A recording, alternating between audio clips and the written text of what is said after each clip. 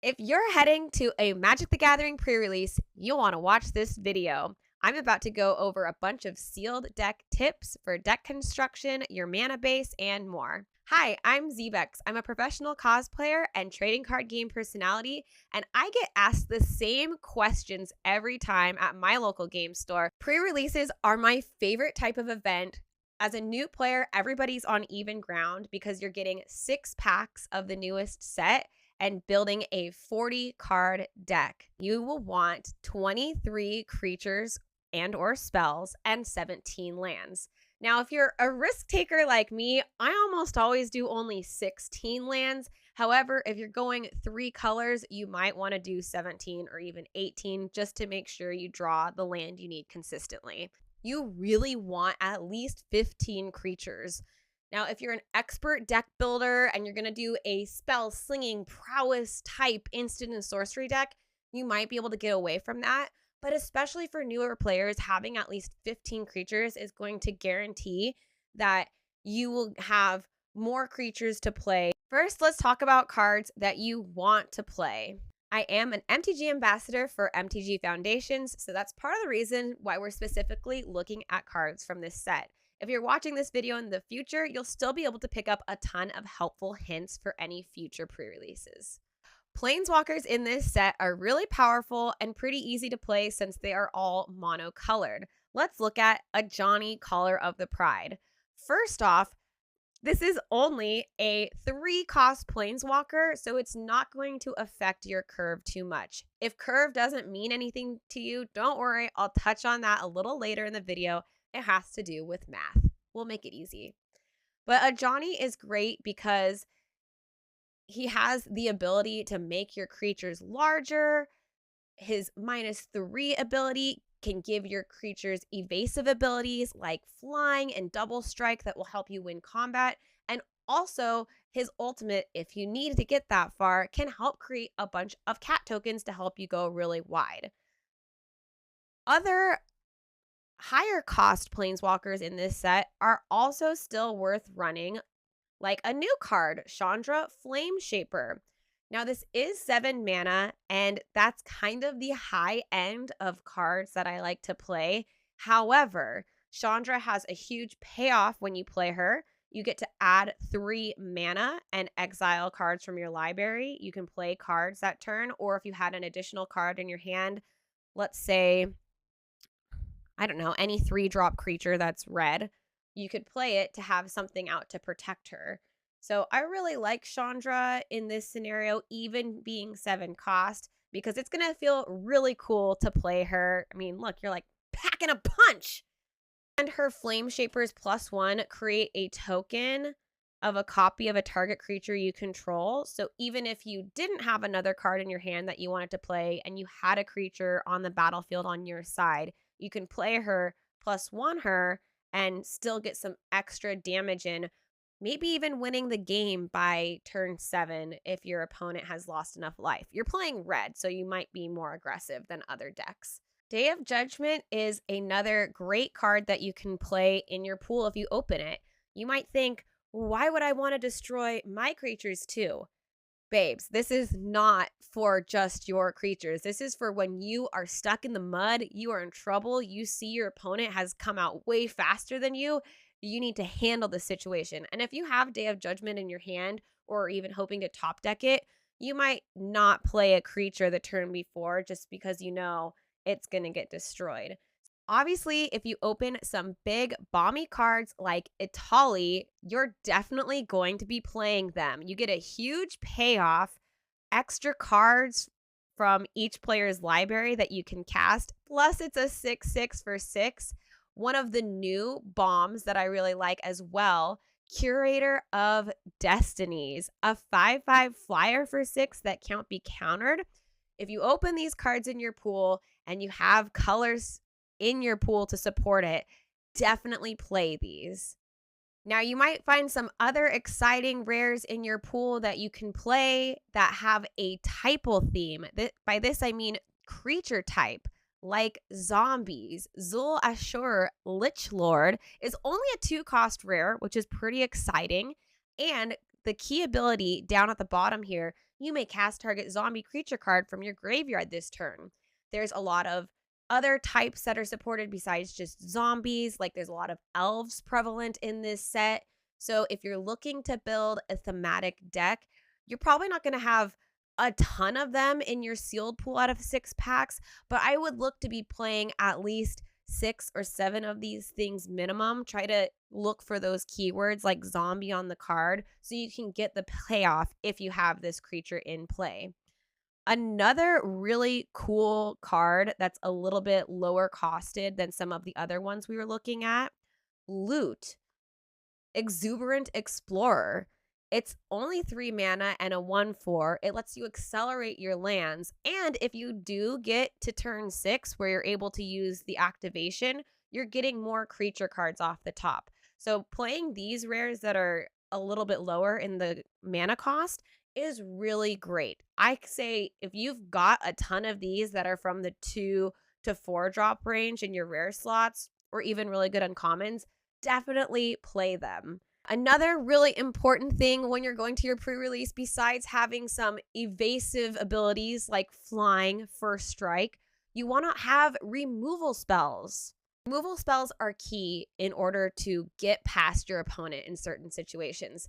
Take a card like Fiery Annihilation. This is a new one. It's 3 mana, but it deals 5 damage to target creature at instant speed. We already looked at some big baddies that are 6/6s or 5/5s. So if you need to block with a 1/1 and then surprise, deal 5 damage, or if 5 damage is just enough to kill it, then that's great. And especially with some graveyard recursion we've already seen in the set, exiling that creature just gets rid of it so you don't have to worry about it for the rest of the game.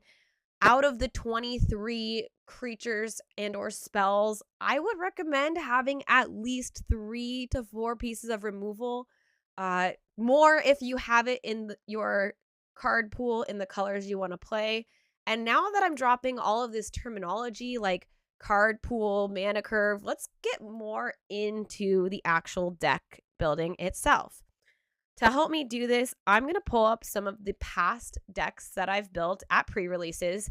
They're not foundations since the pre-release hasn't happened yet, but let's take a look. But first, a Beagle Break.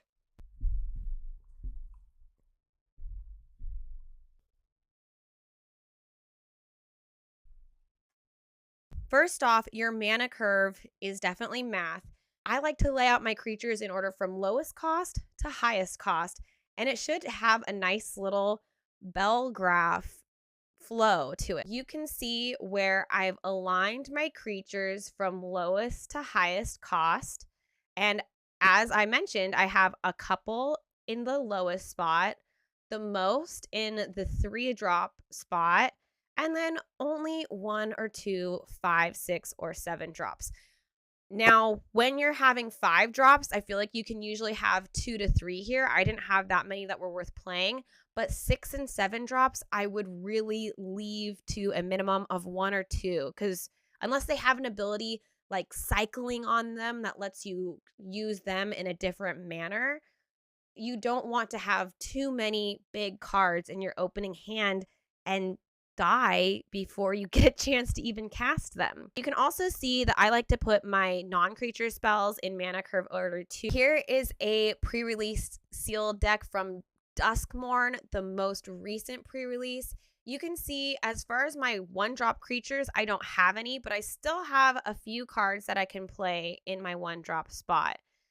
I'm only playing 2 colors in this deck, and again, you can see my 3-drop spot has the most. I do have a couple of 6 drops and 6 black pips, which, whoa, that's a lot. That's part of the reason why I only went 2 colors. Pips, in case you don't know, are the little symbols that represent the exact type of mana that you have to play. So it's not mana of any color. Like this one costs 1 green and 1 colorless. This has 1 green pip. If you're deck building and you're like, whoa, my 4 and 5 drop side has a lot, maybe you should look and see if there's any smaller creatures, even a 2/2 for 2. All of those little creatures you might find that are great just to bide you time to get to your higher cost creatures.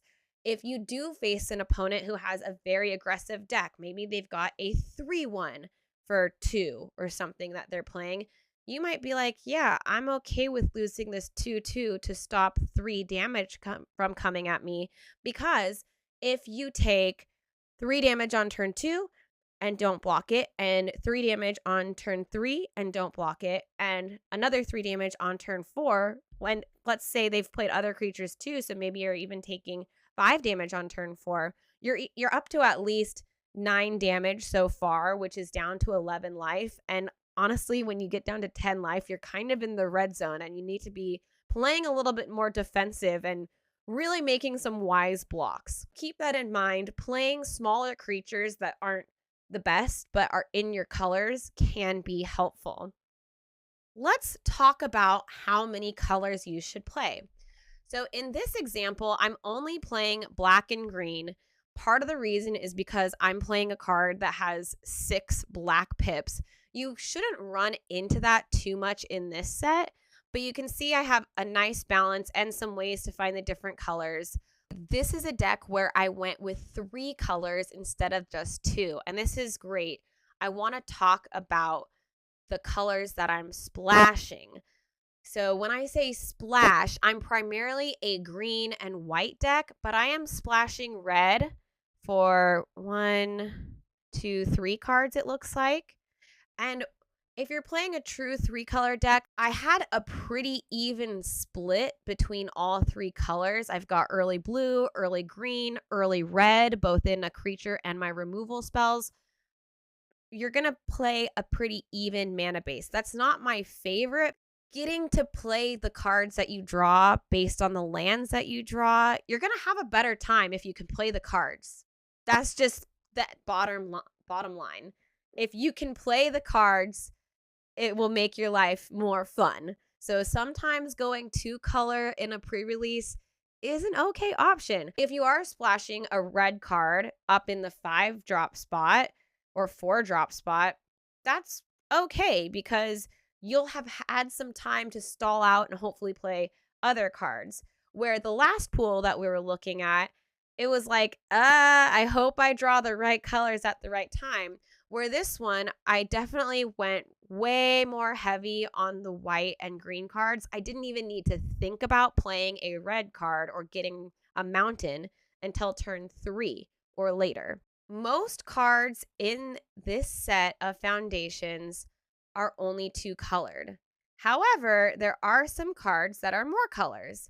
A card that I would consider running if you open it and also have strong green, blue, or black cards in your pool is Muldrotha, the Gravetide.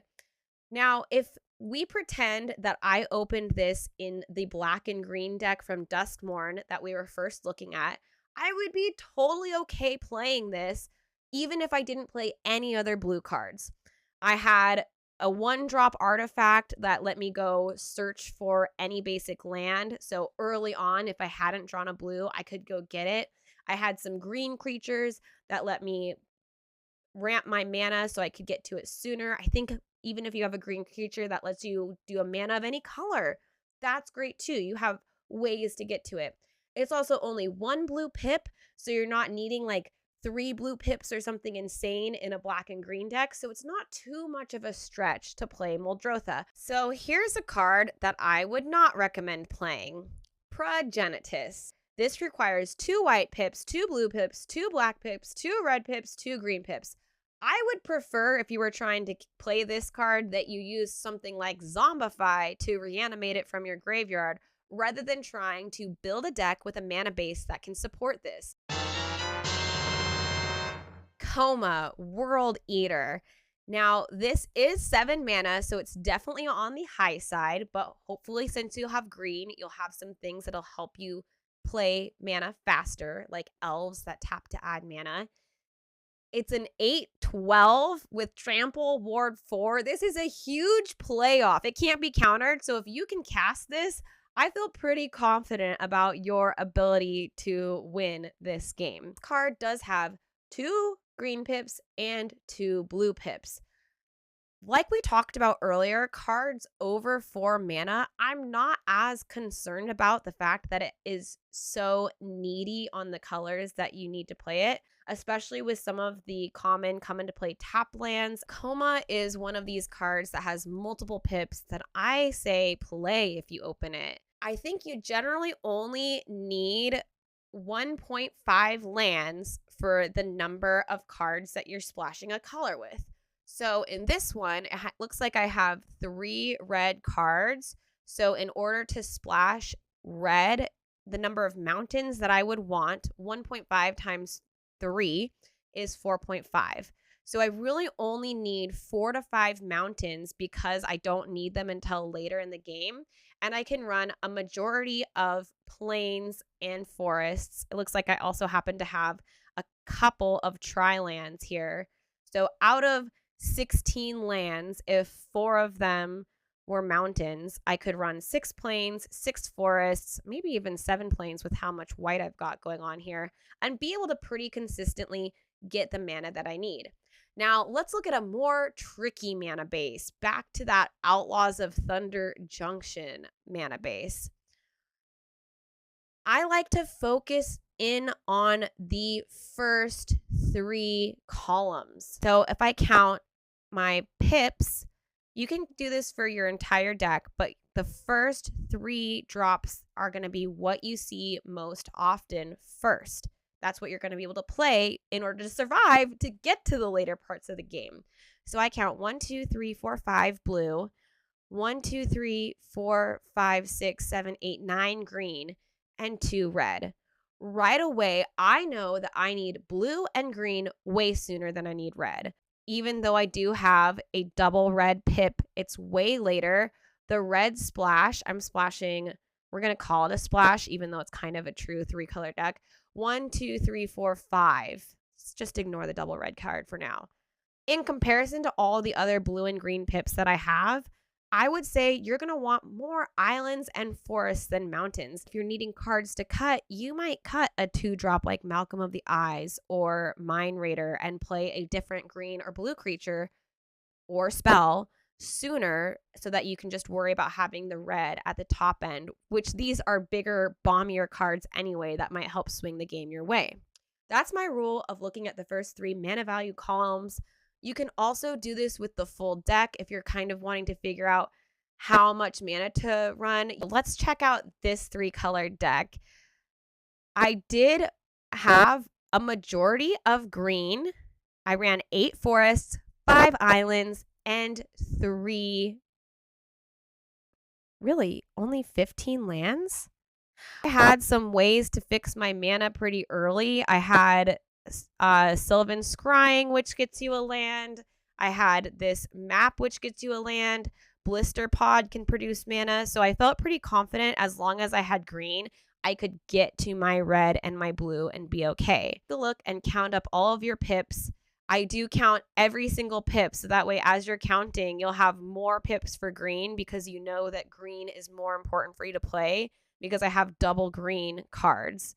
If I had a double red card or a double blue card with this much green in the deck, I might not play it unless it had a really good payoff.